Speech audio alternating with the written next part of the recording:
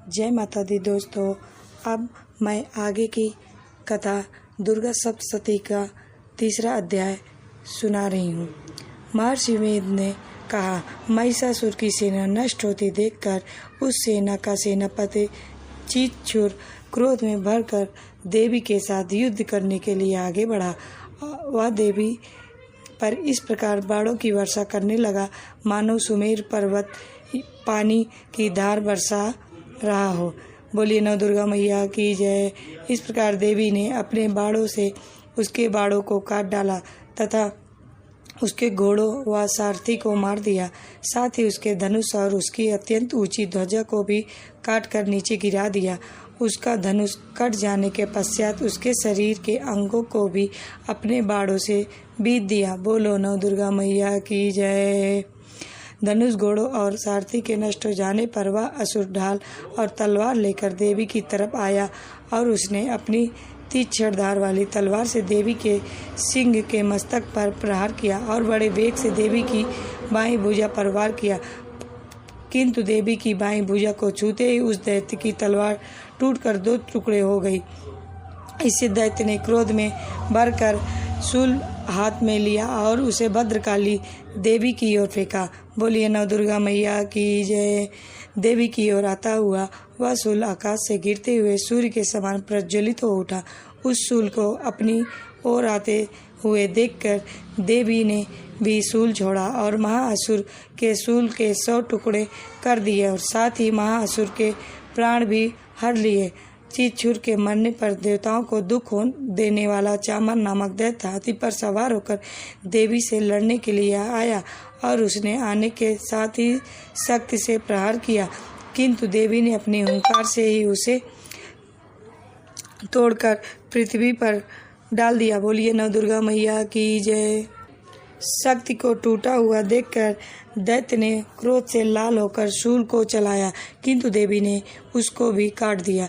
इतने में देवी का सिंह उछलकर हाथी के मस्तक पर सवार हो गया और दैत्य के साथ बहुत ही तीव्र युद्ध करने लगा। फिर वह दोनों लड़ते हुए हाथी पर से पृथ्वी पर आ गिरे और दोनों बड़े ही क्रोध से लड़ने। फिर सिंह बड़े जोर से आकाश की ओर उछलता और जब पृथ्वी की ओर आया तो अपने पंजे से चामर का सिर धड़ से अलग कर दिया। क्रोध से भरी हुई देवी ने शिला और वृक्ष आदि की चोटों से उग्र को भी मार दिया। कराल को दांतों, मुक्कों और थप्पड़ों से चूर कर डाला। बोलिए नव दुर्गा मैया की जय।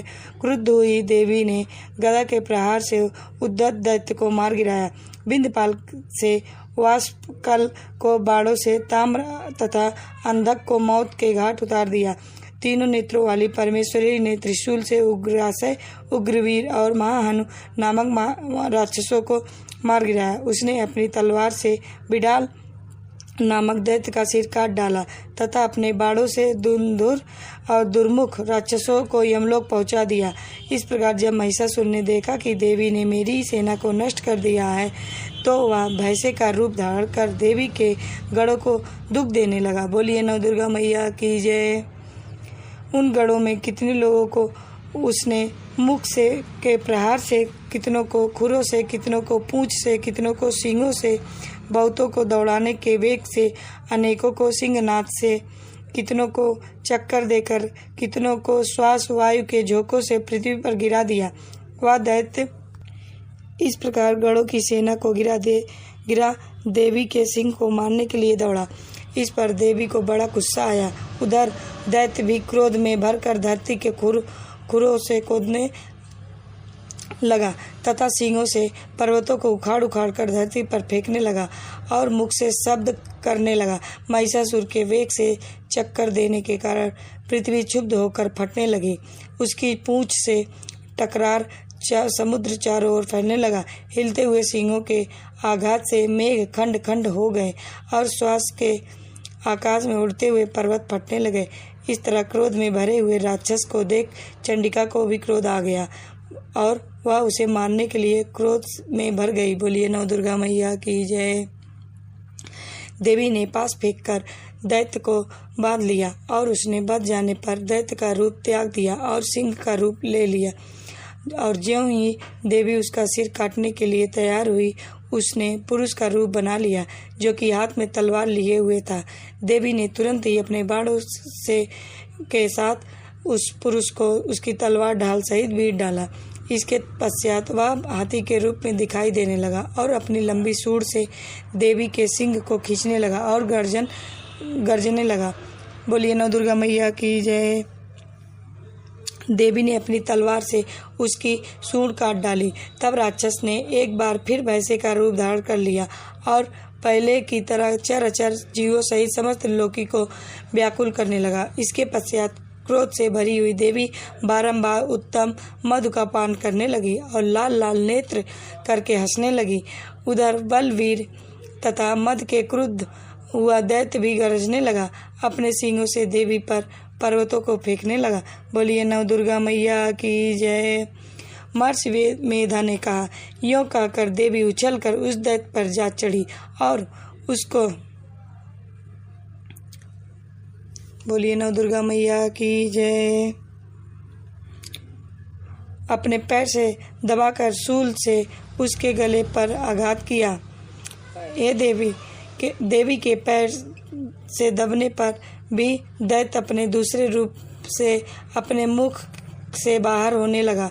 अभी वह आधा ही बाहर निकला था कि देवी ने अपने प्रभाव से उसे रोक दिया। जब वह आधा निकला हुआ ही दैत्य युद्ध करने लगा तो देवी ने अपने तलवार से उसका सिर काट दिया। इसके पश्चात सारी राक्षस सेना हाहाकार करती हुई वहां से भाग खड़ी हुई और सब देवता अत्यंत प्रसन्न हुए तथा ऋषियों महर्षियों देवी की स्तुति करने लगे। गंधर्वराज गान करने तथा अप्सराएं नृत्य करने लगी। बोलिए नव दुर्गा मैया की जय। इस प्रकार तीसरा अध्याय समाप्त। दोस्तों और चौथा अध्याय सुनने के लिए जुड़े रहिए।